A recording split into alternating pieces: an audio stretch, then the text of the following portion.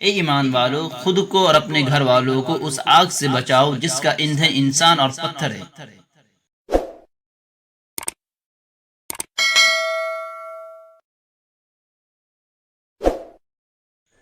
بسم اللہ الرحمن الرحیم۔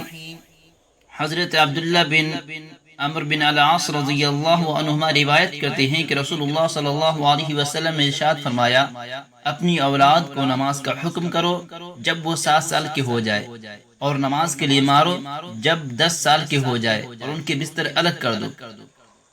حدیث شریف اولاد کو شریعت کے مطابق تربیت دینے اور ادب سکھانے پر مشتمل ہے۔ نبی کریم صلی اللہ علیہ وسلم والدین کو تاکید فرماتے تھے کہ اپنی اولاد کو بچپن سے ہی 5 وقتہ نماز کا پابند بناؤ۔ اہل و عیال کے تعلق سے یہ ایک اہم ذمہ داری ہے۔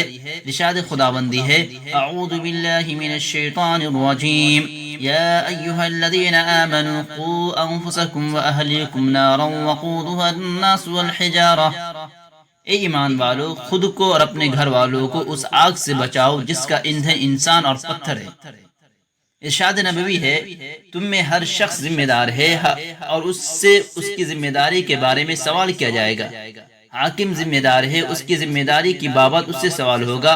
آدمی اپنے اہل و عیال کا ذمہ دار ہے، اس کی ذمہ داری کے بارے میں پوچھا جائے گا۔ بیوی اپنے خاوند کے گھر میں ذمہ دار ہے، اس کے ذمہ داری کے بارے میں سوال کیا جائے گا۔ خادم اپنے آقا کے مال کا نگراں ہے، اس سے اس کی ذمہ داری کے متعلق پوچھا جائے گا۔ جملہ فرائض و احکام میں نماز کا ایک اہم مقام ہے۔ فرمان الہی ہے، وَأْمُرْ أَهْلَكَ بِالصَّلَاةِ، اپنے گھر والوں کو نماز کا حکم کیجئے۔ آیت و روایت سے دلیل ملتی ہے کہ بچوں کو 7 سال کی عمر میں نماز کی تاکید کی جائے اور 10 سال کی عمر میں نماز چھوڑنے پر ان کی پٹائی کی جائے۔ نماز کی عادت ڈالنے کے لیے ایسا کرنا ضروری ہے تاکہ بالغ ہونے تک وہ نماز کا پابند رہے اور نماز کی عظمت اس کے دل میں پختہ ہو جائے، کیونکہ بچہ بلوغ کے بعد نماز اور دیگر احکام کا مکلف ہو جاتا ہے۔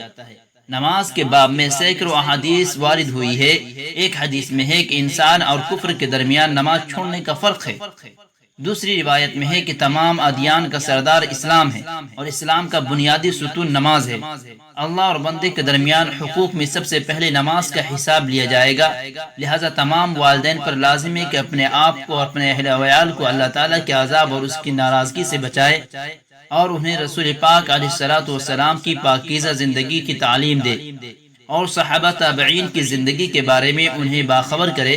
بچوں کو کتاب و سنت کی روشنی میں دینی سانچے میں ڈھالنے کی کوشش کرے، ان کے سامنے نماز اور دیگر احکام کی اہمیت بیان کرے، بالخصوص فجر کی نماز میں ضرور بیدار کرے، کیونکہ نماز فجر چھوٹے بڑوں سب پر بھاری ہے۔